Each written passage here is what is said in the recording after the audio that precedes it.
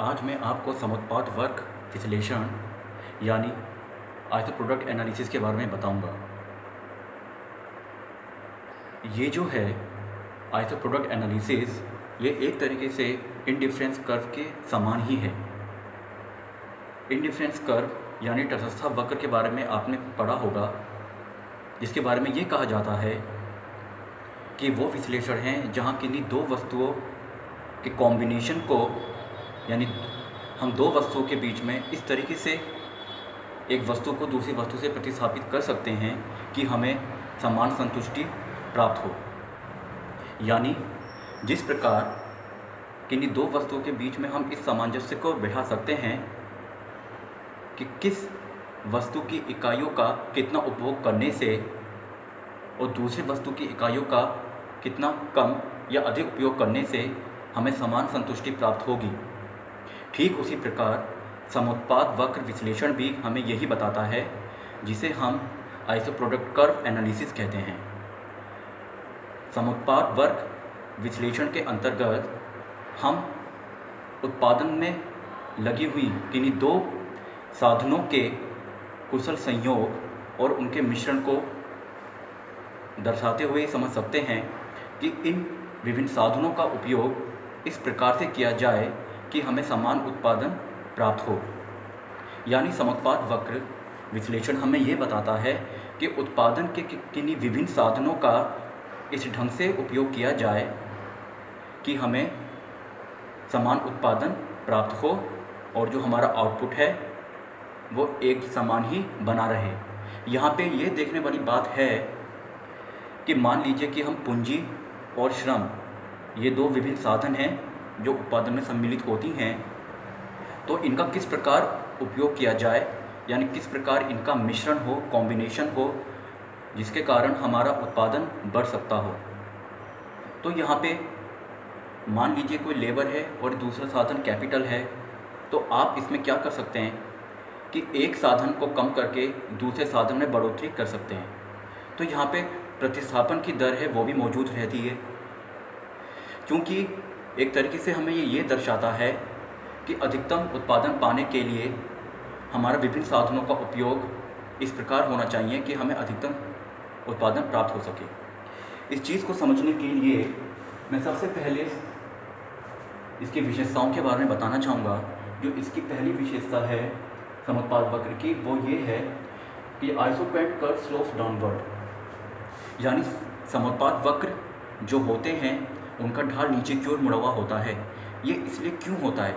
ये इसलिए होता है कि एक उचित उत्पादन की मात्रा प्राप्त करने के लिए आपको एक साधन में बढ़ोतरी करनी होगी और दूसरे साधन में क्या करना होगा, उनकी इकाइयों को कम करना होगा।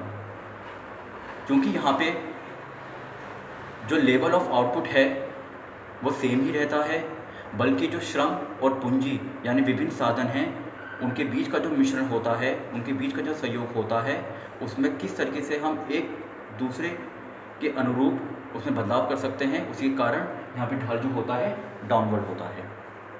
दूसरा इसका जो विशेषता है वो ये है कॉन्वेक्स टू दी ओरिजिन। यानी एक तरीके से उन्नतोदर होती है ये ओरिजिन। ओरिजिन का मतलब क्या हो गया, जैसे ओ एक्सिस। आप यहाँ से कर्व को देख सकते हैं, ये बिल्कुल इसके टेंजेंट है, इसलिए वो कॉन्वेक्स है ओरिजिन के लिए।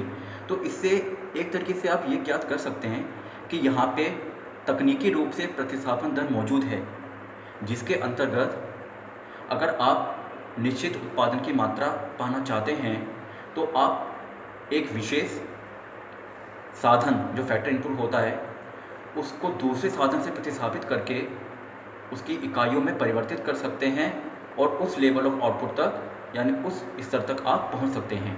इसीलिए इसका दूसरा विशेषता है वो ये है, it's convex to the origin और टेंजेंट टू दी ओरिजिन। तीसरी विशेषता ये है isopoint curves never cut each other. यानी जो समुत्पाद वक्र हैं वो कभी एक दूसरे को नहीं काटते हैं। सीधा अभिप्राय ये हो गया यहाँ पे कि यहाँ पर हम ये चीज़ देखते हैं कि कहाँ पे हमें अधिकतम उत्पादन प्राप्त हो सकता है। ये सारे तटस्थ वक्र में हम ये देखते हैं कि कहाँ हमें अधिकतम संतुष्टि प्राप्त हो सकती है। उसी प्रकार यहाँ पे भी हम ये चीज़ देखते हैं, गौर करते हैं कि किस स्तर पर हमें अधिकतम आउटपुट यानी उत्पादन प्राप्त होगा। तो उसके लिए ज़रूरी है कि यहाँ हम विभिन्न समोत्पाद वक्र की जो लाइन है उनके द्वारा चीज़ को यहाँ पे देख सकते हैं और यहाँ पे प्रदर्शित भी हैं। यहाँ पे एक्स एक्सिस पे लेबर और वाई एक्सिस पे कैपिटल यानी पूंजी को दर्शाया गया है, जैसे कि दो विभिन्न साधन हो गए। तो यहाँ पे आप देख सकते हैं कि दो आइसोक्वेंट लाइन हैं, एक है IP और दूसरा है IP1। तो अगर इस दौरान आप यहाँ पे चीज़ नोटिस करते हैं कि P जो पॉइंट हो गया है, यहाँ पे लेबर का जो कॉम्बिनेशन है वो OM है एक्स एक्सिस पे और कैपिटल का है वो ON है। तो OM इकाइयाँ लेबर की और ON इकाइयाँ कैपिटल की वो P एक्सिस पर बिंदु पर अर्जित होती हैं। उसी प्रकार यहाँ पे आपको 100 इकाइयों का उत्पादन प्राप्त हो रहा है। अब जैसे ही हम यहाँ पे क्या करेंगे, लेबर यानी श्रम की इकाइयों को OM से बढ़ाकर OM1 कर देंगे, लेकिन अपने जो पूंजी है उसको यहाँ पे स्थिर रखेंगे, जो पूर्ववर्ती यानी कितना ON स्तर पर ही।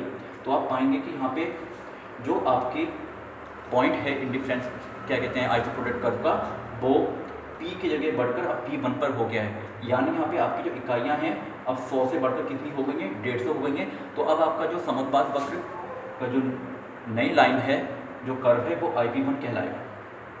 इसी तरीके से इसका चौथी विशेषता भी यही है कि higher isoquant curves represent higher level of output. यानी सिंपल ये चीज़ यहाँ पे दर्शाता है, आपको इसी चित्र से, इस फिगर से क्लियर होता है कि यहाँ पे P लाइन पे जो P आइसोप्रोडक्ट लाइन कर्व को शो कर रहा है, जहाँ पे 100 इकाइयाँ हैं, ये बढ़कर कितनी हो गई हैं, P1 पे 150 हो गई हैं। तो यहाँ पे सिंपल चीज़ बताई गई है कि आपने OM लेबर को बढ़ाकर OM1 पर कर दिया है, तो इसलिए आपका लेवल ऑफ आउटपुट भी बढ़ गया है।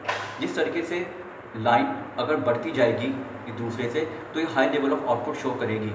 ये इसलिए हो रहा है क्योंकि हम वहाँ पे जो विभिन्न संयोग हैं उनमें एक को परिवर्तन कर रहे हैं और एक को बढ़ा रहे हैं और एक को स्थिर रख रहे हैं।